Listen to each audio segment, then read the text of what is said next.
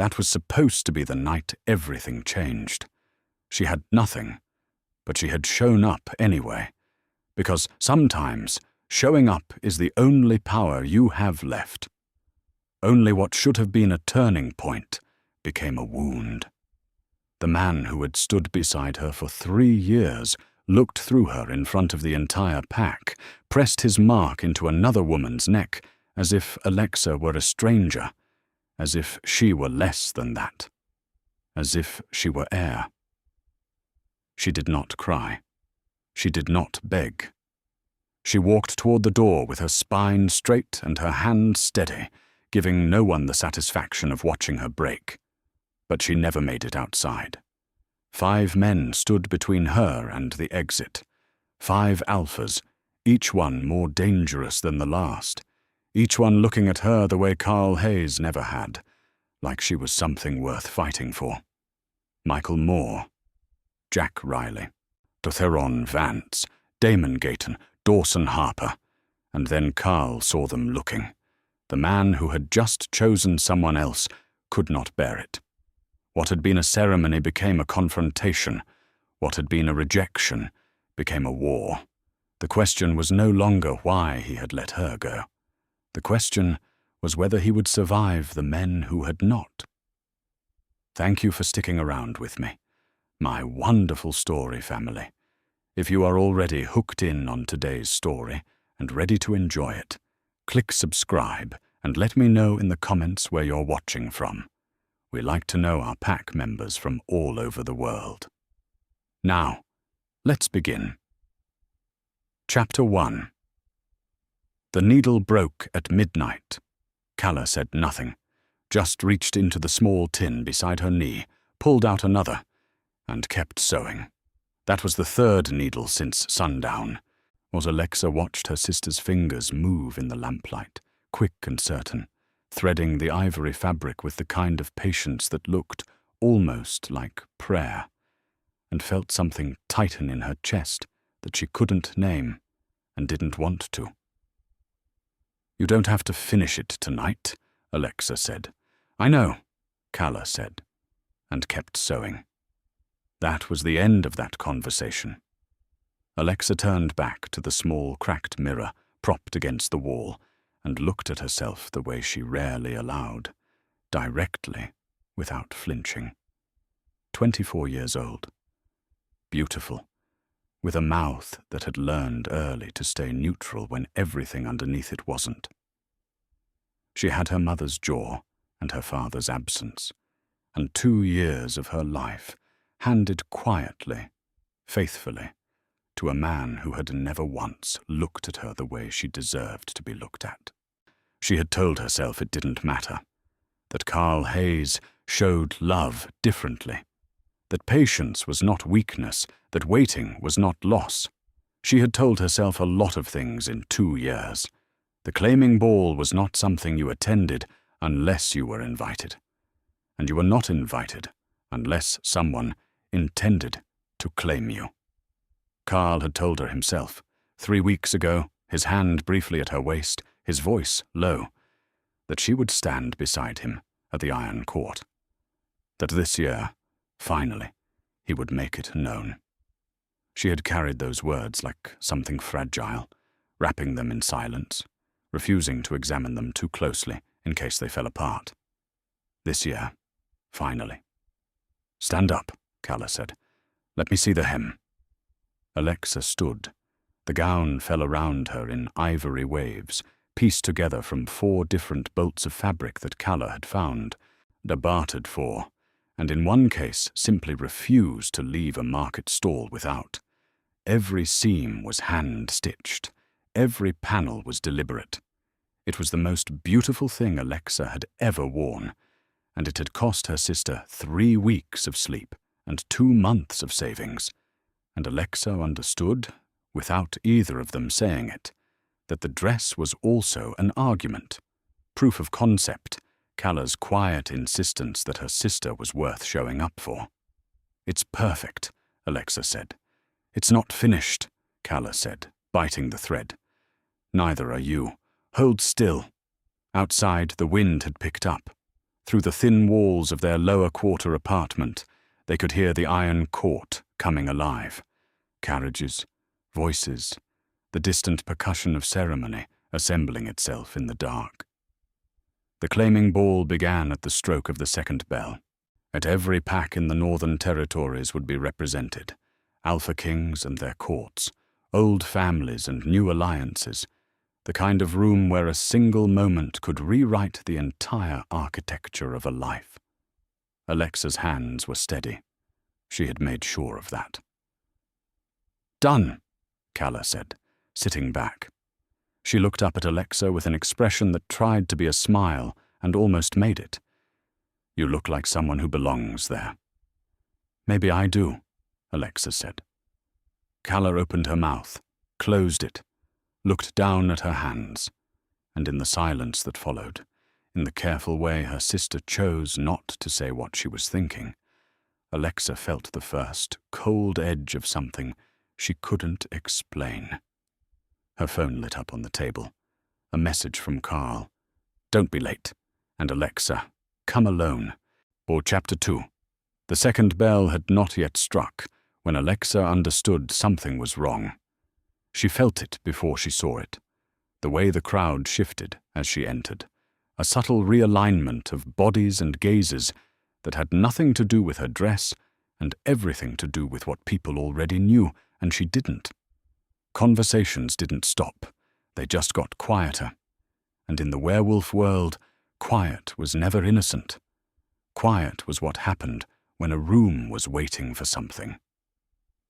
She kept walking. The Iron Court's great hall was everything the lower quarter was not. Vaulted ceilings, spelled chandeliers burning cold and blue, the mingled sense of 100 bloodlines pressed into formal wear and old ambition. Pack families lined the perimeter. Alphas stood in clusters near the raised dais at the center, where the claiming ceremony would take place, not where Carl would stand. Alexa scanned the room without letting it show on her face. It was a skill she had built slowly, the way you build anything without resources. One small piece at a time, over years, out of pure necessity. She found him immediately. Carl Hayes was already on the dais. He was not alone. The woman beside him was tall, pale, dressed in red with her dark hair, swept back from a face that was arranged into the careful blankness of someone performing composure. Alexa did not recognize her. That was the detail that didn't make sense, the one she kept turning over as she stood, frozen at the edge of the crowd. She knew Carl's world.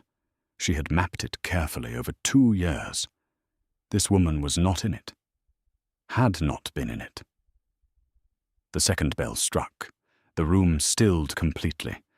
Carl's voice carried without effort. That had always been one of his qualities, the ability to fill a space, to make every word feel like the only word being spoken anywhere. "I call witness," he said, "to a dissolution." The word landed like something thrown. Alexa's lungs stopped working. Around her she felt the crowd react, a collective intake, a ripple of turned heads. And she understood with sudden, nauseating clarity why they had all gone quiet when she walked in. They had known. Every person in this room had known before she did what was about to happen to her. The informal partnership bond between Carl Hayes and Alexa Garcia, he continued, his eyes fixed somewhere above the crowd, nowhere near her, is hereby dissolved before witnesses. It was never formalized. It carries no legal weight. It is... A pause, so brief it almost didn't exist. Over. Someone near Alexa shifted, making room, creating distance, the way people step back from something that might be contagious. She did not move. She would not move. Carl's hand found the woman in red. His fingers closed over hers with the ease of something practiced, something decided long before tonight. He turned to face her fully, and in his expression, Alexa found the thing that would cost her the most. Not cruelty, not guilt, but nothing. Blankness. The face of a man who had already finished grieving something she hadn't yet been told was dying. "I claim Elena Voss," he said, "before this court, before these witnesses, as mine." The hall erupted, not in outrage, in applause. Alexa's vision tunneled. The ivory dress, every stitch of it, every needle Calla had broken, but every hour of sleep her sister had traded for this moment. It all pressed down on her at once, and she absorbed it the way she had absorbed everything in her life that had tried to break her. Silently. Completely. Without giving the room a single thing to take back and use against her. She turned toward the exit. She was halfway there when the crowd parted in front of her, not to let her through, to reveal the 5 men standing at the doors. 5. Unmistakable. The kind of men a room reorganizes itself around without being asked. She recognized the names before she had fully processed the faces, because everyone in the Northern Territories knew these names. Moore, Riley, Vance, Gayton, Harper. All 5 were looking directly at her, and not one of them moved aside. Chapter 3. She did not stop walking. Or that was the first thing. The thing she would remember later, in quieter moments, as the one decision that night that had been entirely her own. Every other thing that happened would be done to her, around her, because of her. But the walking she chose, spine straight, chin level, the ivory dress whispering against the stone floor with each step, and not one tear, not one tremor, not a single thing for this room to feed on. She closed the distance to the doors and stopped, because they did not move. 5 men, shoulder to shoulder in a loose line that was not quite a wall, but functioned as one. Tall, all of them, the kind of tall that didn't announce itself, but simply occupied space in a way that made the space feel smaller. They were dressed for the occasion, but wore it the way powerful men always wear formal things, like a courtesy extended to the room rather than a requirement imposed on them. The one in the center spoke first. Alexa Garcia. Not a question, her name in his mouth, like he had been holding it there, waiting for the right moment to set it down. "I don't know you," she said. "Michael Moore." A slight incline of his head, dark eyes, unhurried, the kind of calm that isn't peace. It's control, absolute and practiced. "You will." She looked at him for exactly 1 second. Then she looked at the door behind him. "I'd like to leave." "We know," said the one to Michael's left. He was leaner, with a half-smile that suggested he found most things faintly amusing, and had decided long ago that this was the correct response to the world. Jack Riley, and leaving would be a mistake. That's my mistake to make. Theron Vance. The third one, though quieter than the others, watching her with an intensity that felt less like interest and more like assessment, like she was a calculation he was working through in real time. "We're not here to stop you. We're here because we were already watching when he did what he did. And what he did requires a response." Alexa's jaw tightened. "I don't need anyone to respond on my behalf." "No," said the fourth, stepping slightly forward. Broader than the others, a stillness to him that felt less like restraint and more like a loaded thing carefully set down. "You don't need it. That's not why we're here." He paused. Damon Gayton. The fifth hadn't spoken yet. He stood at the far end of the line, and he was looking at her differently than the others. Not with calculation, not with that measuring quiet, but with something that was almost recognition. But as if he had expected to feel whatever he was currently feeling and was not entirely comfortable with that fact. "Dawson Harper," he said. His voice was low. "And for what it's worth, I'm sorry. For what happened in there, you didn't deserve that." The words hit differently than she expected. She had been braced for maneuvering, for the particular kind of male confidence that disguises acquisition as generosity. Sympathy she hadn't prepared for. She felt it move through her like something dangerous and pressed it flat before it could show. 5 Alpha Kings, she said, blocking a door. I'd like to understand what exactly is happening right now. So would we, Michael said, and something in his tone shifted, just slightly, just enough to tell her that whatever composure he was wearing, there was something genuine underneath it. There's something that had been disrupted tonight in ways he hadn't anticipated. We came to this ball for reasons that had nothing to do with you, and then we saw you walk in. And we... He stopped, glanced briefly at the others, continued. We need you to not leave yet. Why? None of them answered immediately. The silence stretched in a way that felt structural, load-bearing, and then, from across the hall, she heard it. Carl's voice, cutting through the crowd noise like a blade finding the gap between ribs. Get away from her! She turned. He was moving toward them, Elena Voss forgotten, his face rearranged into something she had never seen on him before, something raw and furious and entirely too late. And all 5 men behind her went very, very still. Chapter 4. The hall went silent, in the way that only happens when everyone present understands that something irreversible is about to occur.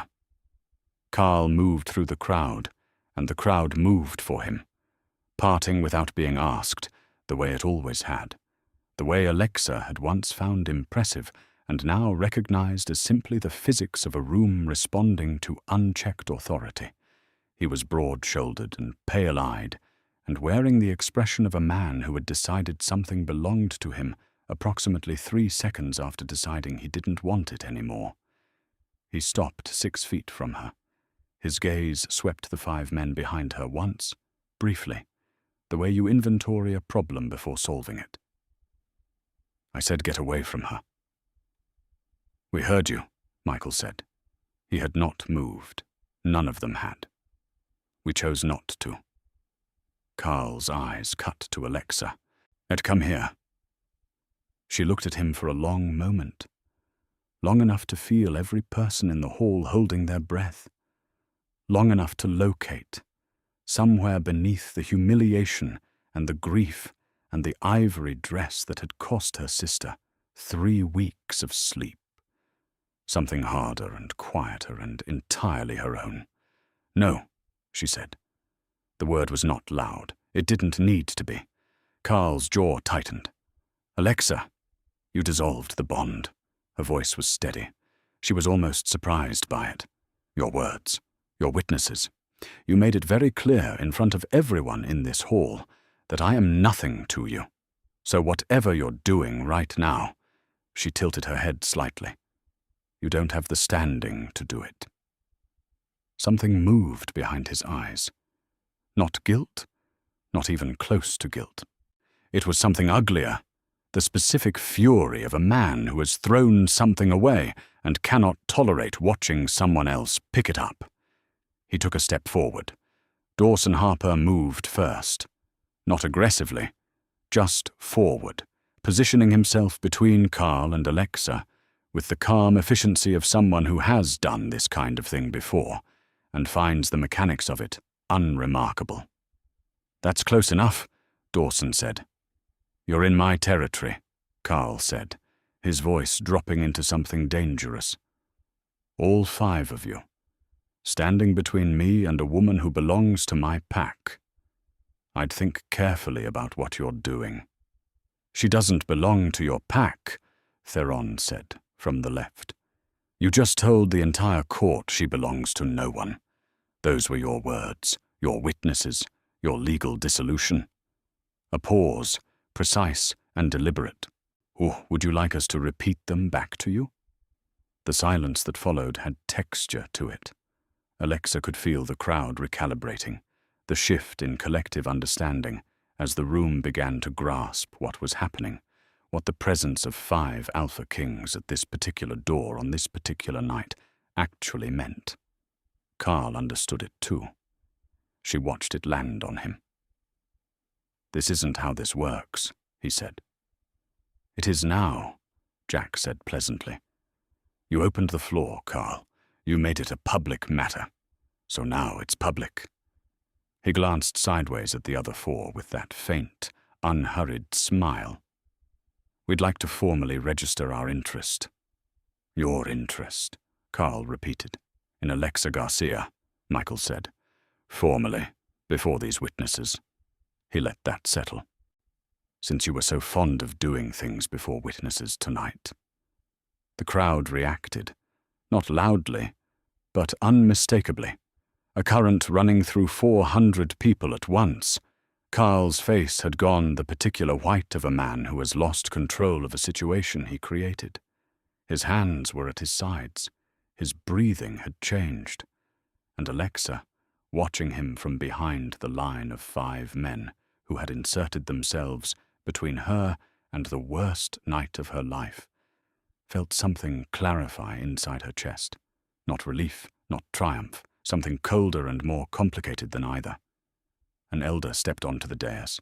Old pack law, old voice. "A contest of claim has been registered," he said. 5 challengers.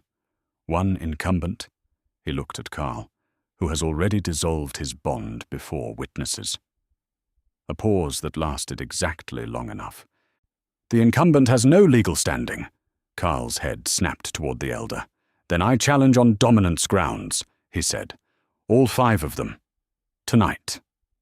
Alexa's blood went cold, because all 5 men smiled. Chapter 5. What happened next took 4 minutes. Alexa would not remember it in sequence. She would remember it in pieces, the way you remember something that happens too fast and too completely for the mind to file in order. Flashes, sounds, the specific quality of silence that follows something that cannot be undone. She remembered Carl moving first, the way the crowd collapsed backward to create a space that no one had formally agreed to create, the way the chandeliers seemed to burn colder, bluer, as if the spelled flame understood the temperature of what was happening and adjusted accordingly. She remembered Michael Moore stepping forward to meet him, and the sound, a single, dense impact that ended the first exchange in under 6 seconds. She remembered Jack Riley moving with a looseness that was almost elegant, almost bored, the way a man moves when the outcome has never genuinely been in question. Theron, precise and methodical, disassembling Carl's defenses with the patience of someone who had already calculated every possible response and found them all insufficient. Damon, who barely seemed to breathe differently, who handled the escalation with a quietness that was somehow more frightening than aggression would have been. And Dawson, who was the last to move and the one Alexa could not stop watching, because he looked, the entire time, like he would rather have been anywhere else. But like this was a thing being done not out of desire for dominance, but out of something that sat closer to principle. It was over before the elder had to intervene. Carl Hayes, alpha of the Iron Court, man who had stood on that dais 20 minutes ago and dissolved her like a footnote, was on one knee on the stone floor of his own great hall, breathing hard, his formal jacket torn at the shoulder, his pride in pieces in front of 400 witnesses. He looked up at her once. She looked back. She gave him nothing. He looked away first. The elder's voice filled the hall. Dominance challenge resolved. Carl Hayes retains no claim, no standing, and no right of contest in this matter. A pause. The floor belongs to the 5. 400 people exhaled at once. Alexa became aware, in the silence that followed, or that every eye in the hall had moved from Carl to her. The weight of it was physical. She stood very still inside it, and kept her hands loose at her sides, and reminded herself, quietly, that she had survived every other thing that had tried to reduce her, and she would survive being looked at. Michael turned first. She had expected words, some formal declaration, another performance for the room, more of the public chess that had defined the entire night. She had been bracing for it without realizing, her shoulders slightly raised, her jaw slightly set, the posture of a woman who has learned to absorb incoming things by tensing before they arrive. What she had not expected was for him to kneel. Michael Moore, Alpha King. Todd went down on one knee in front of her on the stone floor of the iron court, and the sound it made, the sound of that single knee connecting with stone, was quiet enough that only the people nearest to them heard it directly. But the sight of it traveled.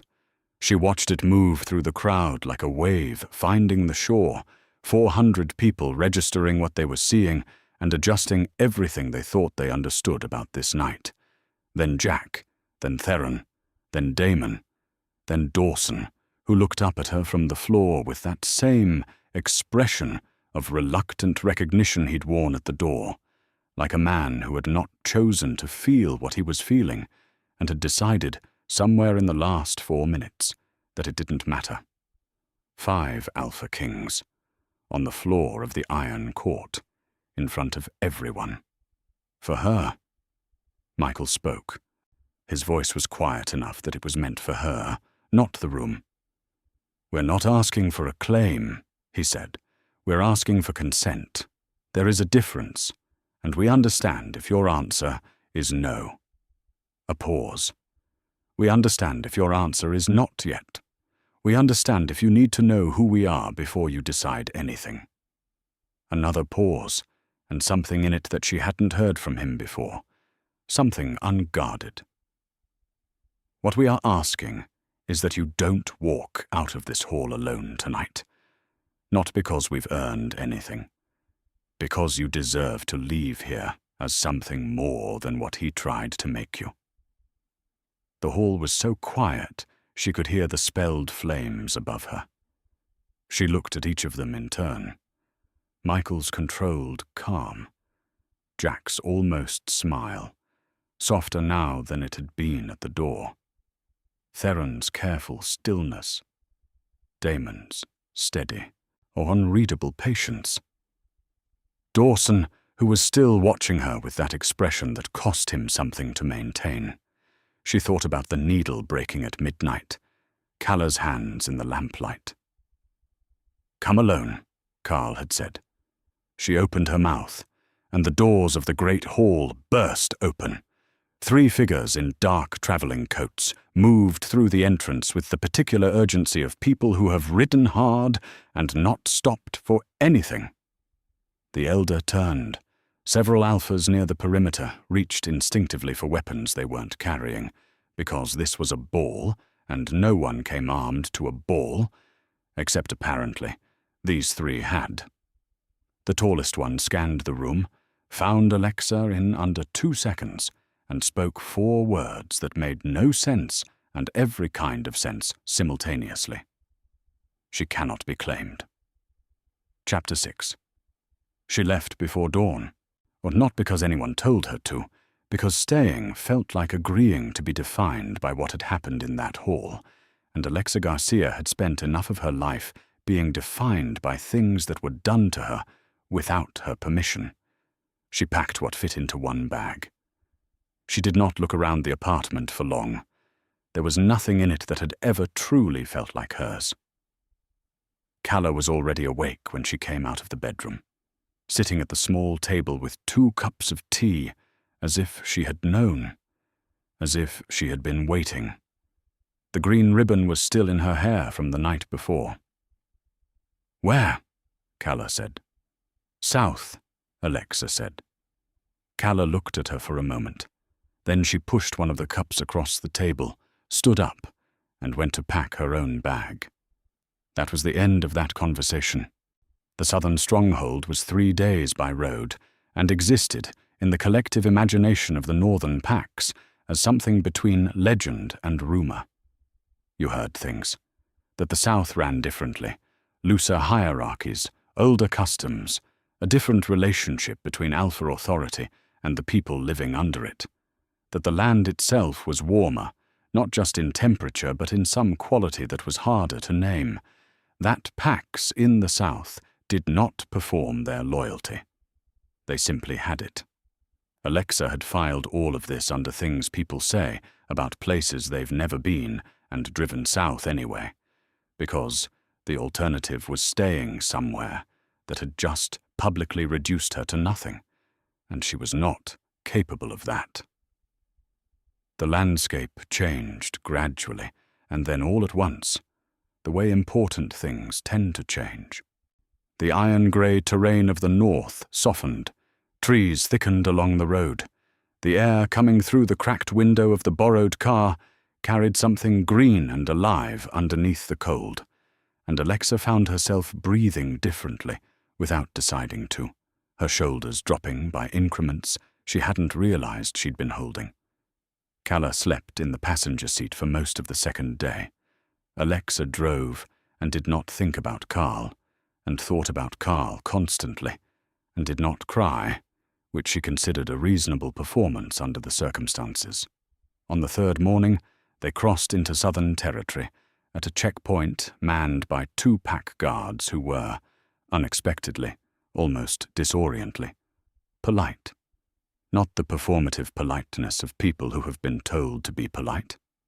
Something easier than that one of them recognized Alexa's name and said so without making it strange, just, "We heard what happened. I'm sorry. Welcome south," then waved them through. Alexa didn't know what to do with that, so she drove in silence for another 20 minutes. The stronghold itself was not what she had pictured. She had been imagining something fortified, thick walls, the architecture of defense, a place that announced its own power through mass and height. What she found instead was a sprawling compound set into a hillside, low buildings connected by covered walkways, fire pits burning in open courtyards where people were actually gathered, actually talking, in the particular relaxed way of people who are not performing anything for anyone. A woman named Sarah met them at the gate. 40s, silver-streaked hair, of the kind of face that had been through things and come out the other side with its humor intact. "You're smaller than I expected," Sarah said, looking at Alexa. "People keep underestimating me," Alexa said. "It's becoming a pattern." Sarah smiled like that was exactly the right answer, and led them inside. The first hour was logistics, a room for each of them, modest and clean, with windows that looked out over the hillside. Food that was actual food, not the performative cuisine of northern pack gatherings. Something slow-cooked and warm that tasted like someone had made it because they wanted people to eat well, not because they wanted people to be impressed. Calla ate 3 portions and said nothing, which meant she approved. It was in the second hour that it happened, but the thing Alexa had no framework for and could not immediately explain. She was crossing one of the open courtyards, following Sarah toward what she'd been told was the main meeting hall, when it hit her. Not a scent exactly, or not only a scent.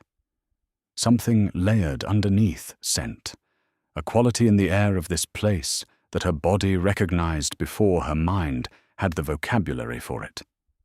Warmth, but specific. Safety, but earned rather than declared. The particular frequency of a place where people genuinely belonged to one another and had stopped needing to prove it. Her throat tightened, unexpectedly. Embarrassingly. She stopped walking. Sarah turned, looked at her with an expression that was not surprised. "First time," Sarah said. "First time what?" "Feeling it." Sarah tilted her head slightly. "The belonging. The real kind. It hits differently when you've been running on the counterfeit version for a long time." Alexa said nothing. She was too busy making sure her face was doing the correct thing. "It'll pass," Sarah said, "and then it'll come back stronger. That's how it works here." She paused. You're safe, Alexa. Whatever that means to you, whatever shape it needs to take, you're safe here." Alexa nodded once, tightly, professionally. And then Calla appeared at her elbow and took her hand without looking at her or saying anything. And that was the thing that almost broke her composure entirely. That small, quiet, uncomplicated gesture of her sister simply being there. She held it together. Barely. They followed Sarah into the meeting hall, and Alexa was so focused on maintaining her equilibrium that she almost didn't notice the 4 black vehicles pulling through the stronghold gates behind them. Almost. She turned, looked, and felt every carefully reconstructed wall inside her chest begin to crack at the foundation. Because Michael Moore stepped out of the first car. Then Jack, then Theron, then Damon, then Dawson. All 5 of them. 3 days south of the Iron Court. Standing in the one place she had come to because she thought no one would follow. And behind them, stepping out of the 5th vehicle with the unhurried certainty of a man who has never once in his life arrived somewhere he wasn't meant to be. Carl Hayes. Chapter 7. She did not run. She wanted to. Every instinct she had, the ones built from years of learning that when a situation compounds itself, this quickly something is fundamentally wrong, told her to move, to put distance between herself and the courtyard and every person currently standing in it. But her feet stayed where they were. Because running would mean something. Running would mean she was afraid. And she had decided, somewhere between midnight and dawn 3 days ago, that she was done performing fear for people who had already taken enough from her. Carl saw her first. His expression did something complicated, relief and possessiveness braided together in a way that made her stomach turn because she recognized it. She had spent 2 years misreading that expression as love. Michael saw her second. He said something to the others without looking away from her, low and quick, and whatever it was made Carl stop moving. Dawson was already walking toward her. Not fast, not with the performance of urgency, just steadily, directly, the way he had done everything since the moment she'd met him at the door of the Iron Court, like a man who had made a decision and found the making of it costly, and was proceeding anyway because cost had never been the point. "I know what this looks like," he said, stopping a few feet from her. "Do you?" she said. "It looks like we followed you, like we didn't respect what you needed." He held her gaze. "I want to explain, not to change your mind about anything, just, I think you deserve the actual truth. And I think you've been given a lot of things that weren't the actual truth, and I'm not willing to be another one of those." She looked at him for a long moment. And behind him, the other 4 had stayed by the vehicles.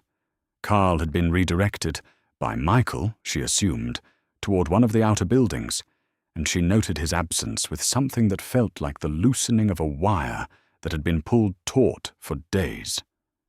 "Talk," she said. Dawson exhaled slowly. He looked, briefly, like a man organizing something heavy before lifting it. "The 5 of us share a bond," he said. "Not a common one. Not something that happens often, or that most packs would even have a name for. It developed over years, between 5 alphas who should by every political and territorial logic have been enemies." He paused. "We call it the shared mind. It's not telepathy. It's more like resonance. We don't hear each other's thoughts. We feel each other's certainties. When one of us knows something, deeply and without question, do the others feel the weight of that knowing, even when we can't explain it?" Alexa said nothing. She was listening with the part of herself she kept quiet and careful, the part that had learned to take information in without immediately deciding what to do with it. 3 months ago, Dawson continued, Michael felt something.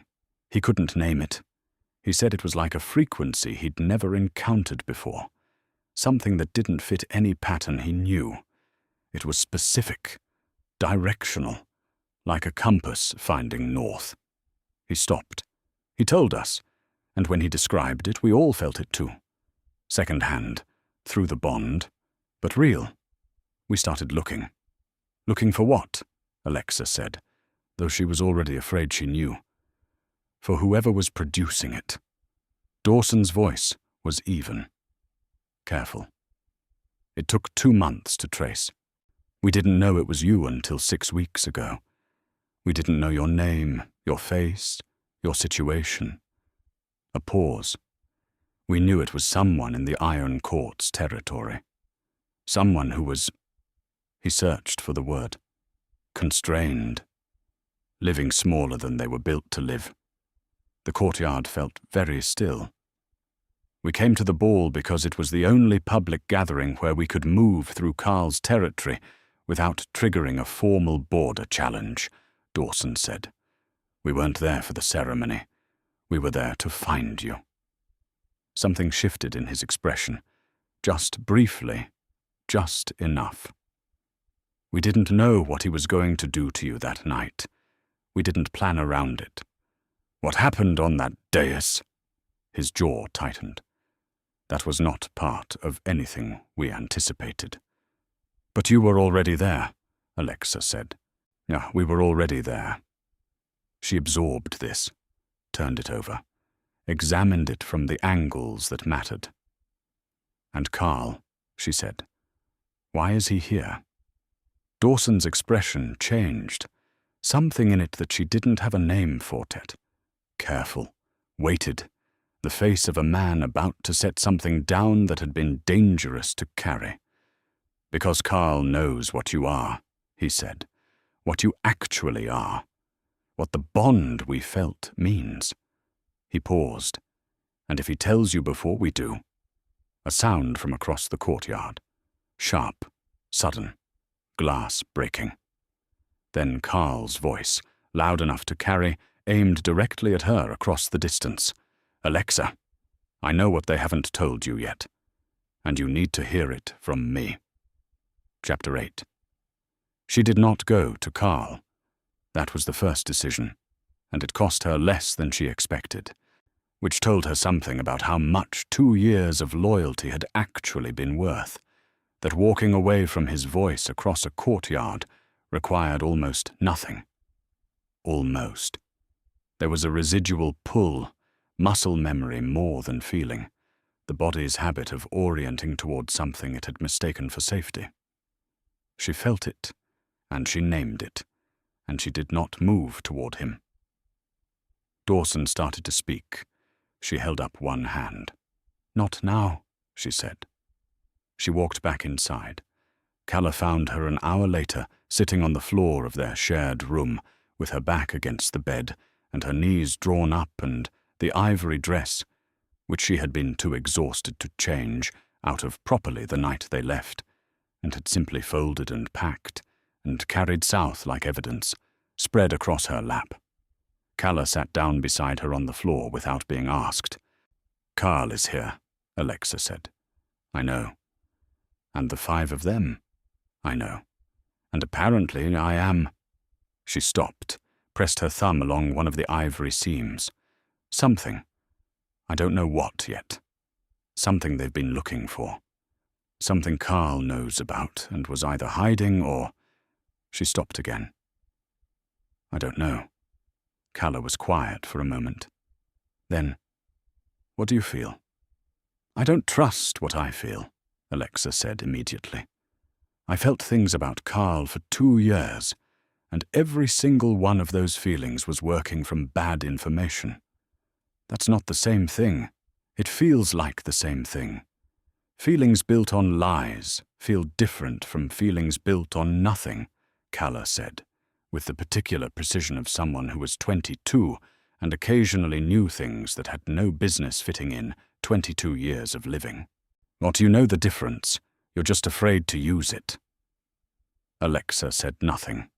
Outside, she could hear the compound settling into evening, fire pits being stoked, voices carrying across the open courtyards the specific ambient warmth of a place where people genuinely inhabited their lives. That feeling from earlier, the one that had hit her crossing the courtyard before everything had complicated itself, was still there, underneath the noise of the evening. Quieter now, but present. Like a frequency that didn't stop broadcasting just because you'd stopped listening. She thought about what Dawson had said. A compass finding north. Someone living smaller than they were built to live. She pressed the thought flat before it could open into something larger. "I need to think," she said. "You've been thinking," Kala said. "For 2 years, you thought. You thought yourself into staying somewhere that was shrinking you. Maybe thinking isn't the tool for this one." Alexa looked at her sister, at the green ribbon still threaded through her hair, softer now, looser, fraying slightly at one end, at the face of someone who had sewn a dress stitch by stitch because she believed her sister deserved to walk into a room and be seen. "If I'm wrong again," Alexa started. "Then you're wrong again," Kala said simply. "But at least it'll be your wrong, not his." She changed out of the ivory dress at 9 o'clock, folded it carefully, set it on the windowsill where the moonlight found it, turned it luminous, made it look like something that had not been through what it had been through. She stood at the window for a moment and looked at it, and then she put on something plain and dark and practical and went to find Sarah. Sarah was in the main hall. She looked at Alexa's face and asked no questions, which Alexa appreciated more than she could have explained. "The 5 of them," Alexa said. "Where are they?" Sarah told her. The chamber was on the east side of the compound, a large room with high ceilings and low lighting, and the kind of architectural honesty that suggested it had been built for actual use rather than impression.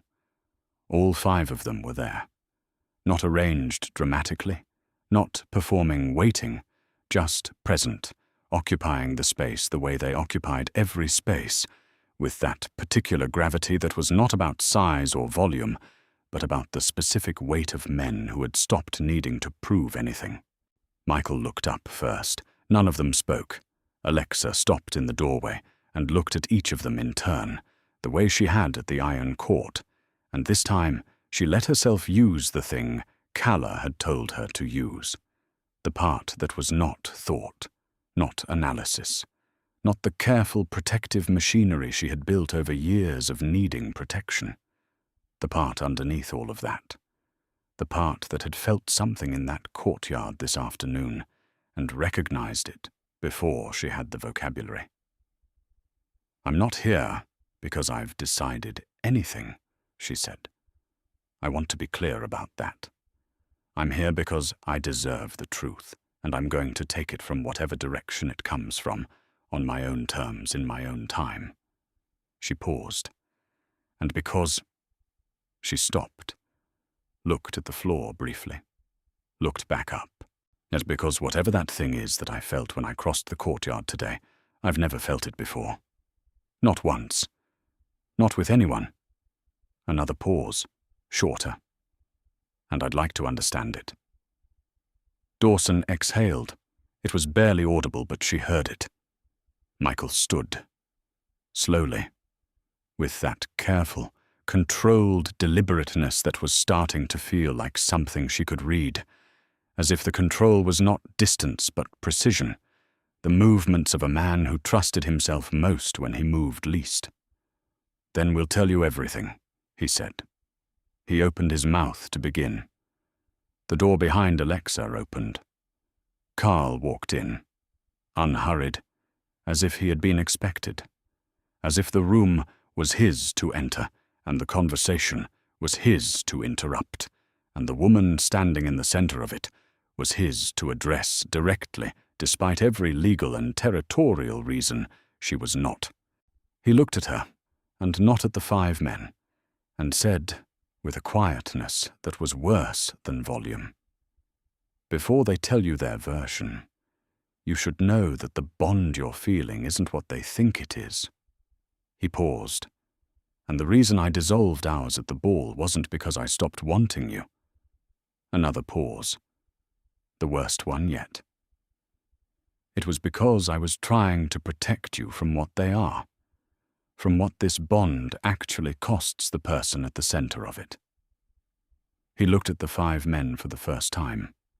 "Tell her," he said. "Tell her what happened to the last woman who stood where she's standing." Chapter 9. The silence that followed Carl's words was the kind that has weight. Alexa felt every person in the room make a calculation.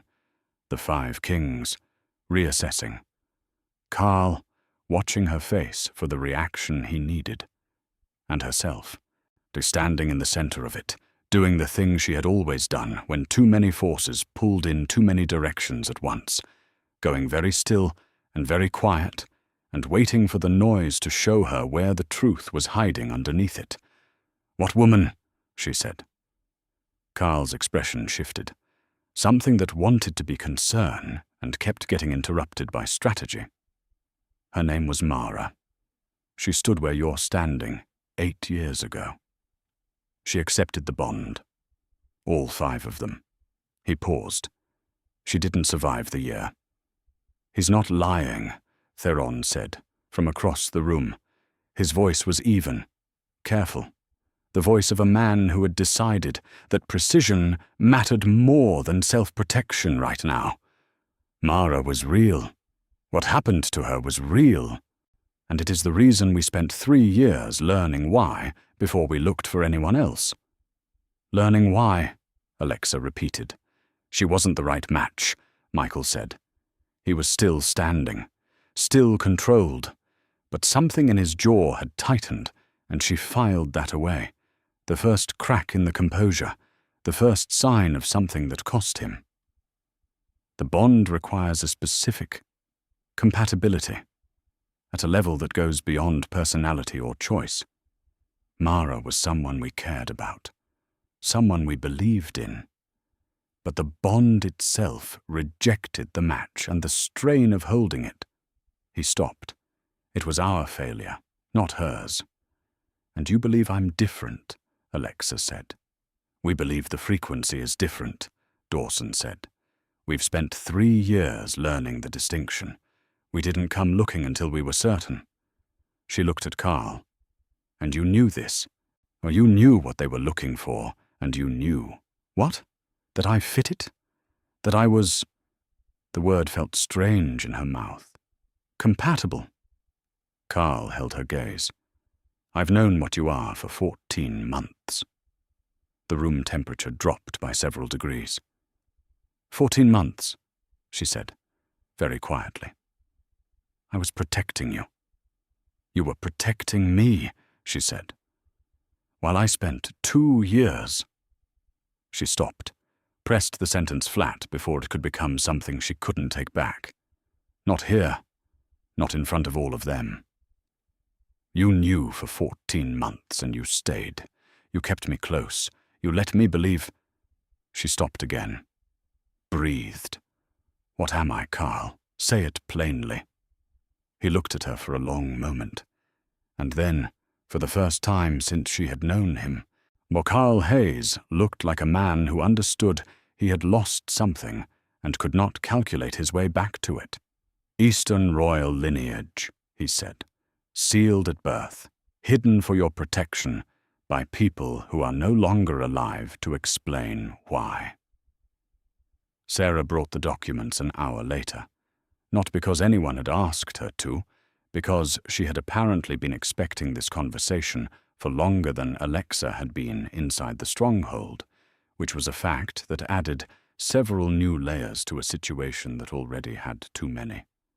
She set a weathered document case on the table in the center of the room and stepped back and said nothing, which was the most alarming thing she could have done.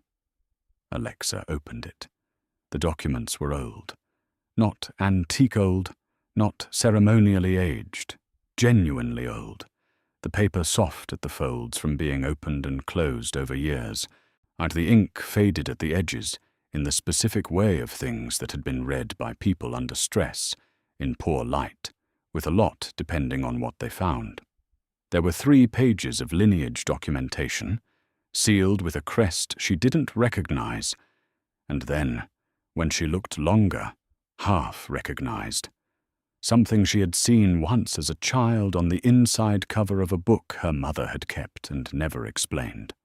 Her mother, who had left when she was 9, who had not explained the book, who had not explained anything. She read the documents twice, the second time more slowly, with the particular attention of someone who is checking whether the ground is actually there before putting their full weight on it. Then she set them down and looked at the crest again, and felt something shift inside her chest. Not the warm resonance of the courtyard, or not the tight grief of the ball, something older and deeper and harder to name. Like a door opening in a room she hadn't known existed inside herself. The Eastern Kingdom. Old line. 3 generations of concealment, documented and witnessed and sealed with the signature of a royal council she had never heard of and could not have invented. Her grandmother's name was in the 3rd paragraph, her mother's in the 5th, her own at the bottom in different ink, added later by different hands. Under circumstances the documents described only as protective necessity. Why was it hidden, she said, not to Carl specifically, to the room. It was Michael who answered. Because the Eastern line carries the anchor gene, the one that makes the shared mind bond stable rather than destructive. Or there are maybe 4 bloodlines in the known territories that carry it. He paused. Someone knew what you were and decided you needed to not know. The question we haven't been able to answer is, who made that decision and what they were afraid of? And what they're still afraid of, Theron added quietly. Alexa looked up. Still, she said. Theron and Michael exchanged a look that lasted less than a second and contained an entire conversation. The concealment seal on those documents, Theron said carefully, was broken the moment you opened the case. Meaning what? She said. Meaning whoever placed it was notified. The fire in the wall sconce nearest the door guttered, went out. Then the next one. Then the next, moving down the wall in sequence, one by one, in the specific, measured progression of something that was not a draft. Then every light in the room died at once. In the darkness, from somewhere outside the compound walls, something howled. Not like a wolf, like a warning. Chapter 10. The darkness lasted 11 seconds. She counted them, not because she was calm, because counting was the thing her mind did when everything else was moving too fast and she needed one fixed point. 1, 2, 3. The howl outside the compound walls fading into something worse than silence. 4, 5. The sound of 5 men moving in the dark around her, not away from the threat but toward it, positioning themselves between her and whatever was coming. 6, 7. Theron's voice, low and precise, calling instructions she couldn't fully follow. 8, 9. Damon somewhere to her left, his particular stillness transforming into something else, entirely. 10, 11. The lights came back, in a sweep, sconce by sconce, as if something had run a hand along the wall and returned flame to each one in sequence. When the last one caught, Alexa was standing in the center of the chamber, with all 5 kings forming a loose ring around her, and Carl Hayes pressed against the far wall, with an expression she had never seen on him before. Fear. Genuine, unperformed, animal fear. "They're here," he said. "They found the documents faster than I thought." What followed was 6 months that rewrote everything. Not cleanly, not without cost, 3 separate incursions by the Eastern Council's operatives, each one more sophisticated than the last. Political challenges to her lineage claim. A delegation from the Eastern territories that arrived with smiles and left without whatever they had come for. Otheron rebuilding the wards twice. Damon losing sleep that he would not admit to losing. Sarah with a spelled crossbow and the composure of someone for whom this was not a first occasion.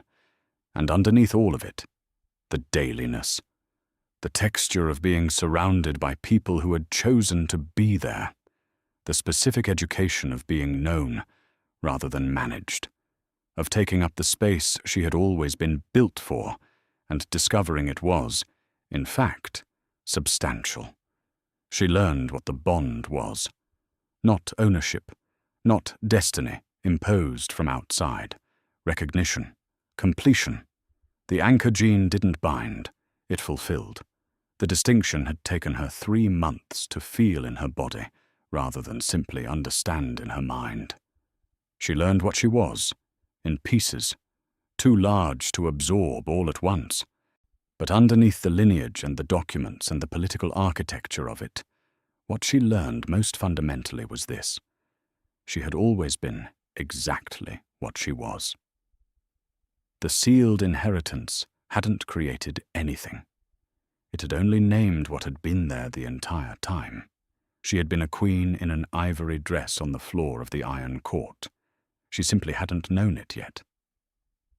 The formal recognition came in the 9th month, open air, Southern Territory.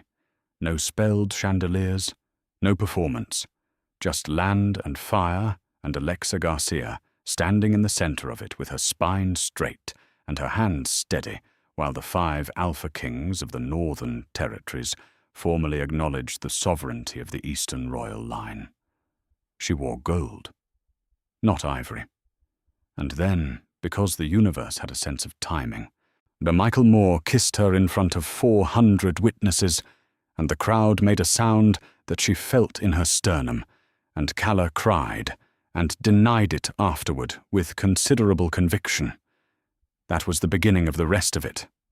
Now it was 10 months after the ball, 11 months since the ivory dress, and Alexa was standing at the window of the East Tower in the early morning light, with one hand resting on the soft new curve of her abdomen, watching the southern landscape do something extraordinary with the sunrise, feeling the day assemble itself around her with the particular warmth of a life that had been chosen rather than inherited. She heard him before she felt him. His footsteps. She knew them the way she knew her own breathing now, the specific weight and rhythm of Michael Moore crossing a room with intent. His arms came around her from behind, both of them.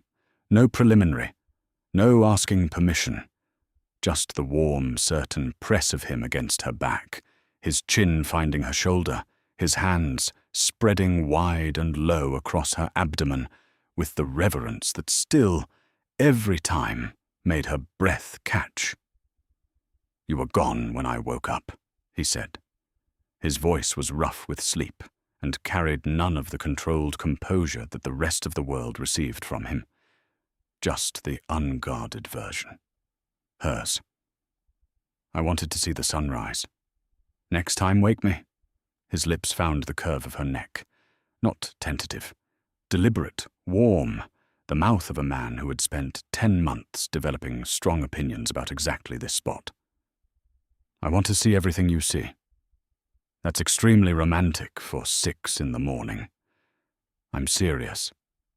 His hands moved, slow and claiming, one sliding up beneath the hem of her sleeping shirt to rest flat against the warmth of her skin.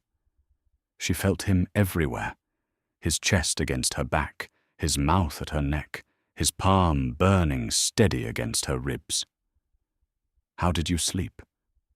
The baby had opinions about my position from 2 in the morning onward. A low sound against her skin that might have been a laugh. "She gets that from you. Dawson thinks it's a girl. You think it's a boy. You're both emotionally compromised."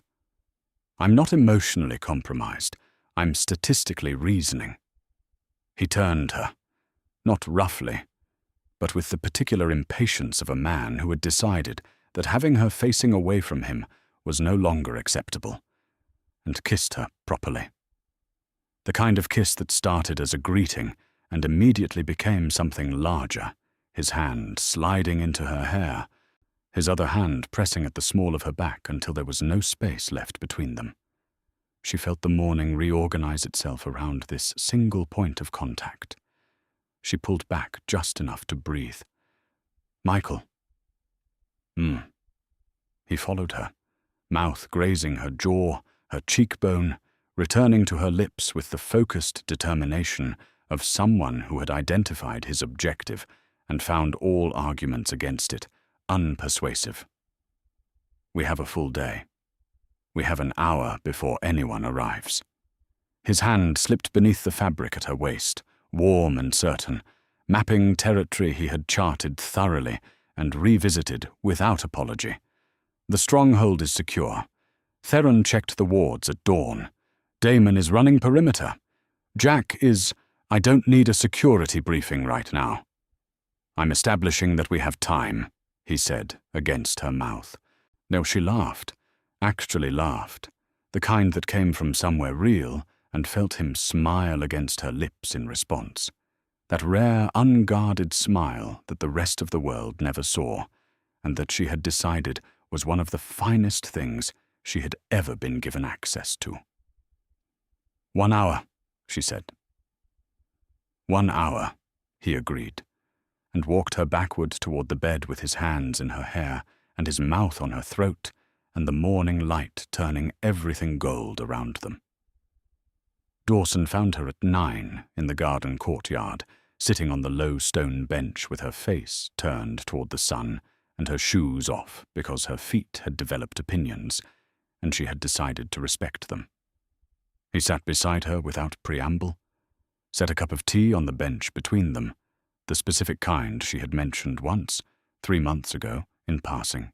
And he had remembered because Dawson remembered everything she said with the quiet thoroughness of a man taking careful inventory of what mattered. "Michael is in the war room, arguing with the Eastern delegation's advance correspondence," he said. "I know. I could hear him from the corridor. He's winning. He always wins."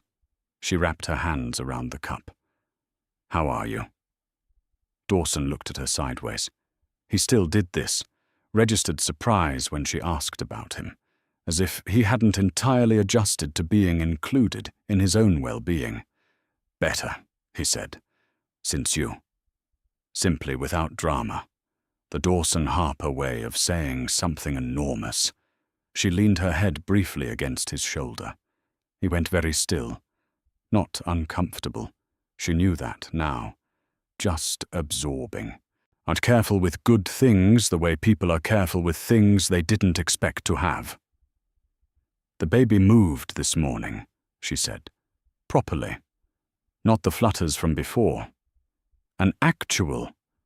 She searched for the word. "Insistence." His hand, hesitant and then certain, moved to rest at the curve of her abdomen. His face did something she didn't have a word for. Something that lived in the territory between wonder and grief. Not because anything was wrong, but because some people experience joy as a thing that costs them, as if happiness requires payment up front. "Dawson," she said quietly. "I know," he said. "I know." And then, after a moment, "Thank you for letting us in, for choosing this." He paused. "For not walking out that door at the Iron Court." "You were blocking it," she said. "We would have moved," he said. "But eventually." He looked at her. "If you had really wanted to leave, we would have moved." She knew this. That was the thing. She knew it. The choice had always been hers. Every part of this had been hers, and somehow that knowledge, more than the lineage or the bond or the sovereignty, was what had finally made her feel safe. Jack appeared at lunch with food he had personally acquired from the kitchen, which meant he had charmed it out of the cook through means that bore no examination. He set it in front of her with a flourish that was entirely unnecessary, and sat across from her with that half-smile that had become, over 10 months, something she was deeply fond of. "You're glowing," he said. "I'm pregnant." "You were glowing before that." He stole something from her plate without asking, which was Peak Jack Riley. "Well, Michael's been insufferable since this morning, by the way. You've done something to his mood." "His mood seems fine to me." "To you, he's a different person entirely." Jack leaned back. "We all are, if we're being honest." He said it lightly, casually, the way he said most important things, slipping them in between the humor so they landed, before you'd had time to brace against them. "Better. We're all better." She looked at him, at this man who had made her laugh in the doorway of the Iron Court when laughter had seemed structurally impossible, who had stood beside her through 6 months of siege and never once let her see him frightened, which she understood now was a gift he had given her deliberately. "So are we," she said. "All of us." He smiled. "The real one, the one underneath the performance." "Yeah," he said. "So are we." Theron found her in the library at mid-afternoon, which surprised no one, as the library was Theron's primary habitat, and he had a gift for appearing wherever she was, regardless of her location. "The ward perimeter is clean," he said, sitting across from her with a document she was fairly certain contained information about Eastern territorial law that he had been reading for pleasure. "Good. The baby's room is warded separately, as I mentioned last week. 3 layers. The outer 2 are standard protective wards. The inner one is," he paused, with what was for Theron a considerable display of self-consciousness, "something I built specifically. It doesn't have a name. I made it for this particular situation." She set down her book, looked at him. "Theron." "It's not excessive," he said, preemptively. "I wasn't going to say that." "You were thinking it." "I was thinking," she said carefully, "that it's one of the kindest things anyone has ever done for me, and that I don't know how to say that in a way that you'll be comfortable receiving." He was quiet for a moment. His jaw did something careful. "You don't need to say it," he said finally. "Just—" A pause that cost him something. "Let me keep building things that protect what matters." "Always," she said. He nodded once, returned to his document, but she noticed before he raised it that he was the specific kind of not smiling that meant he was. Damon never said much. That had not changed. What had changed was her understanding of his silence. How full it was, how deliberate, how much weight it carried precisely because it was never wasted. He came to find her at dusk, when she was back at the East Tower window, watching the light do its evening work on the southern hills.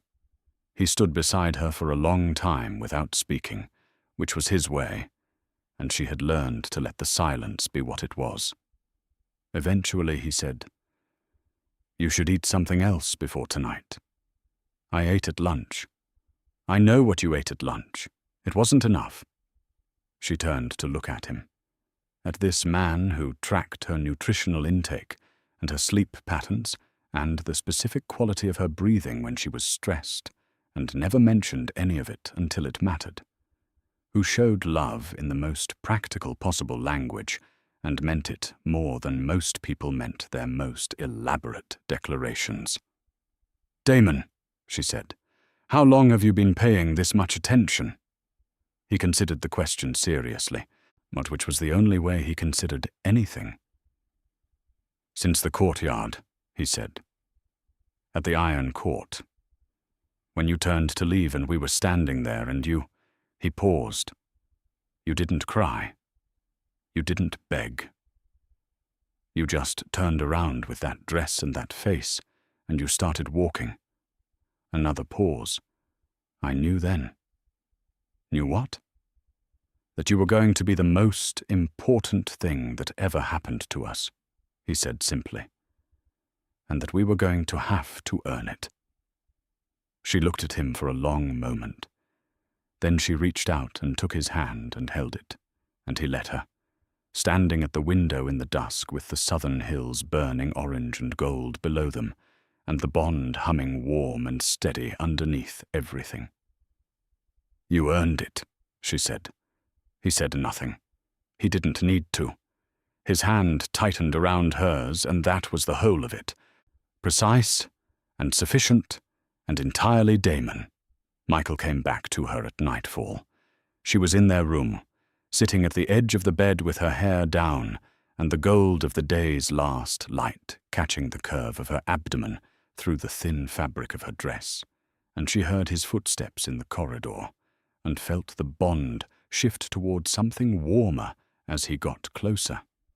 His particular frequency, the one she could identify now with her eyes closed, the resonance of the man who had turned a compass north 3 months before he knew her name. He opened the door and stopped, just looked at her. For a moment that had no agenda in it, just Michael Moore, standing in a doorway, looking at his wife in the evening light, with the kind of expression that powerful men spend their entire lives making sure no one ever sees. "Come here," she said. He crossed the room and sat beside her on the bed, and his hands were immediately in her hair, tilting her face up, and he kissed her with the particular quality she had come to know as distinctly his, thorough, unhurried, possessive in the way that felt like safety rather than containment.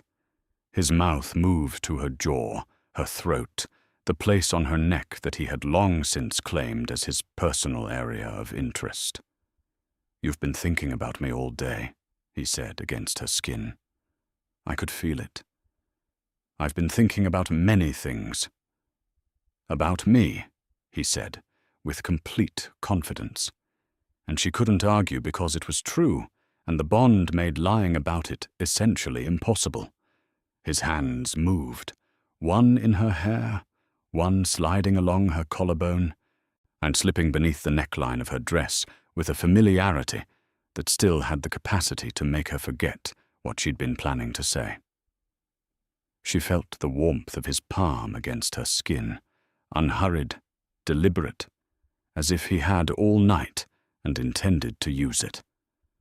"Michael," she said, and it came out quieter than she intended.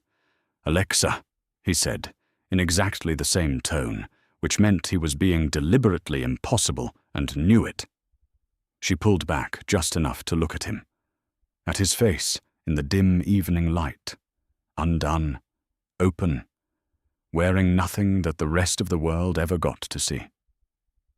She reached up and put her hand against his jaw, and he turned into it, automatic, the way he always did. This man who ran an empire with absolute composure and turned into her hand like it was the most natural thing in the world. "Are you happy?" she asked, or he looked at her for a moment.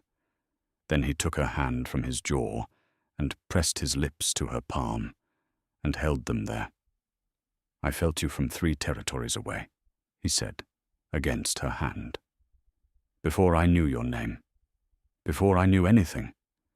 Just a frequency I'd never encountered.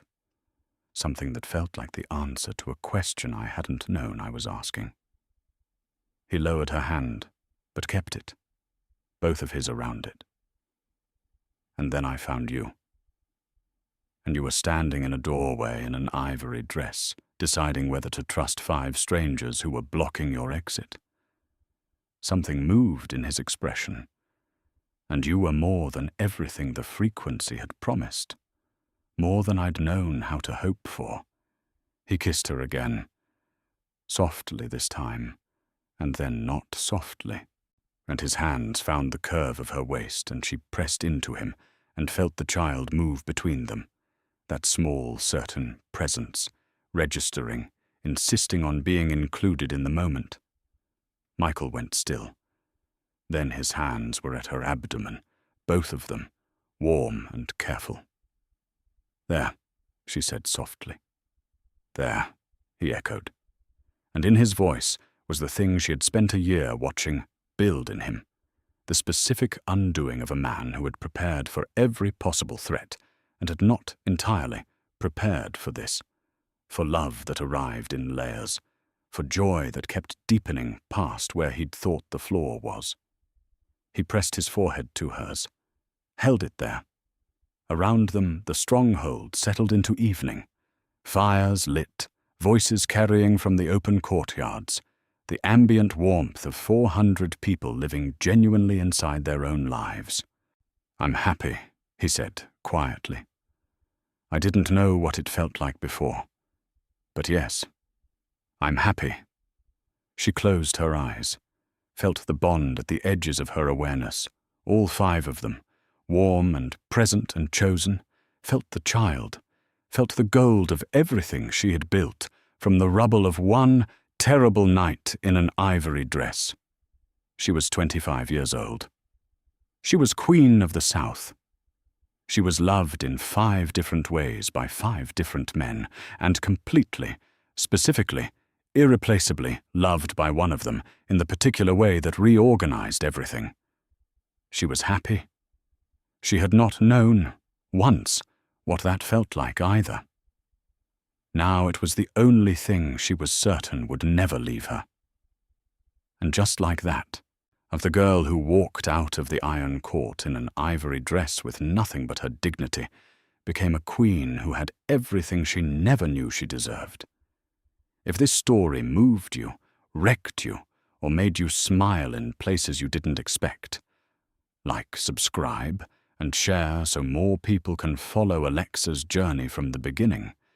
If you were Alexa, which of the 5 kings would you have chosen?